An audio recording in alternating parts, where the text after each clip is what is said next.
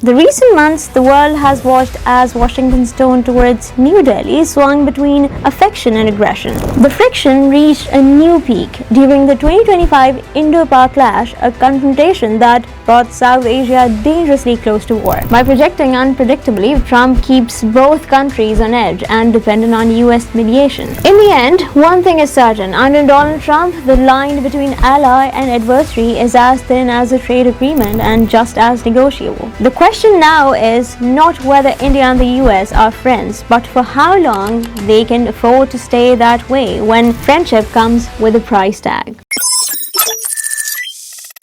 Friendships, trade, and threats, the three words that best describe the roller coaster of India-US relations under Donald Trump. This is not just diplomacy, this is geopolitics at its most dramatic.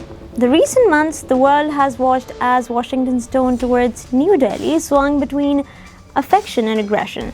One day, Trump calls Narendra Modi his best friend. The next, he threatens to impose crushing tariffs unless India stops buying cheap oil from Russia and steps back from escalating tensions with Pakistan. Let's rewind a bit. The US and India's modern trade partnership began expanding early after 2000s when bilateral trade stood at around $20 billion. By 2019, that figure crossed $146 billion. American tech giants, defense supplies, and energy firms saw India as a booming market. India, in turn, saw the US as a gateway to technology and strategic influence.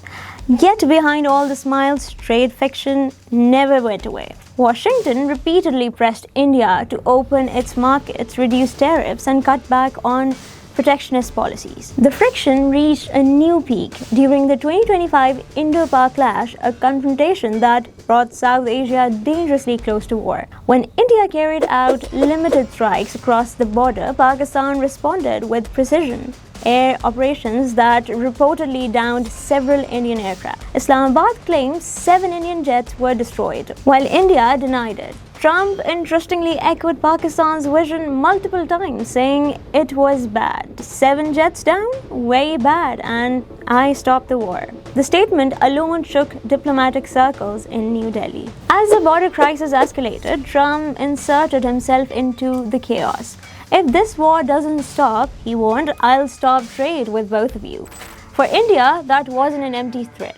The US remains one of India's top trading partners, accounting for over 11% of its total exports. For Pakistan, it was a rare moment of leverage, a sign that Washington wasn't willing to let the balance tilt entirely towards India. Then came the oil problem. Despite global sanctions, India continued purchasing discounted crude from Russia, a move that helped stabilize its energy costs but angered Washington.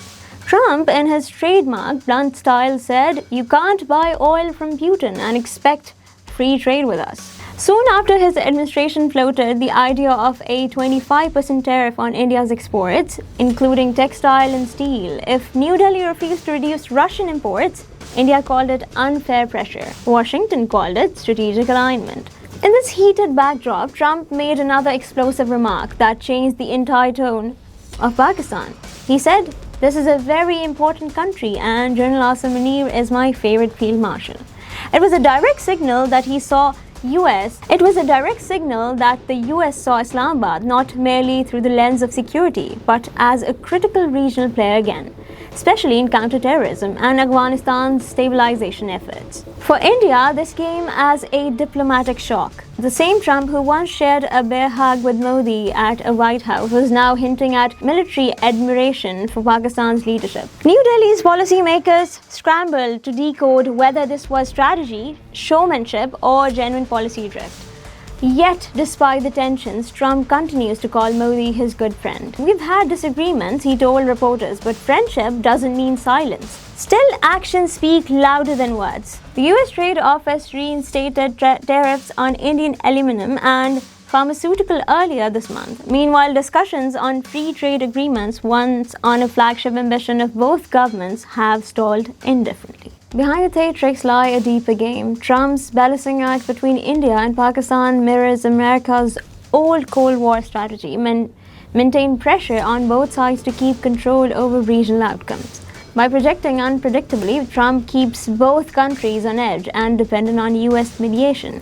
And he does it with precision, timing, mixing phase with punishment, charm with confrontation. What's interesting is how the global reaction has evolved. European diplomats see Trump's tactics as reckless brinkmanship, while regional analysts in South Asia call it strategic theater. According to one Islamabad-based scholar, Trump's threats of trade suspension worked not because of fear, but because both sides knew he might actually do it. And here's the twist: despite the tension, Trump's approval rating among Indian American voters remains surprisingly strong. Analysts attribute this to his pro-Hindu rhetoric and tough stance on China, which mainly India sees as aligning with New Delhi's strategic interests. But make no mistake, beneath the smiles and slogans, Trump's foreign policy towards South Asia has taken on transactional tone. Deals, not diplomacy, as he once famously said, whether it's arms sales, energy trade, or mediation in Kashmir.